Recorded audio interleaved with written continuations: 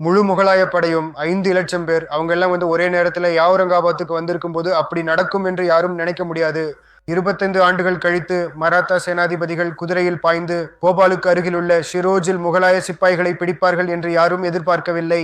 1803ஆம் ஆண்டு அவுரங்கசீப் இந்த கோட்டைகளை கைப்பற்றுவதில் முழுமையாக ஈடுபட்டிருந்த போது தனாஜி ஜாதவ் வடக்கே குஜராத் மாநிலத்தில் உள்ள ரத்னாபூர் என்ற இடம் வரை சென்றார். அங்கு ஒரு பெரிய முகலாய படை அவரை எதிர்கொண்டது. ஆனால் அவர் அந்த படைக்கு மிகப்பெரிய தோல்வியை ஏற்படுத்த முடிந்தார்.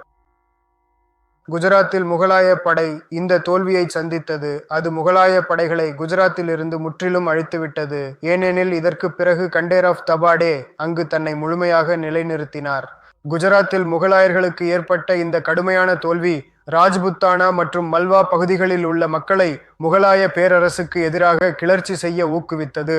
இறுதியில் அவுரங்கசீப் மேற்கு மகாராஷ்டிரத்திலிருந்து பின்வாங்கி வடக்கு கர்நாடகாவில் உள்ள வாக்கிம் கேரா என்ற இடத்திற்கு சென்றார். அது இந்த இடத்திற்கும் அருகிலேயே உள்ளது.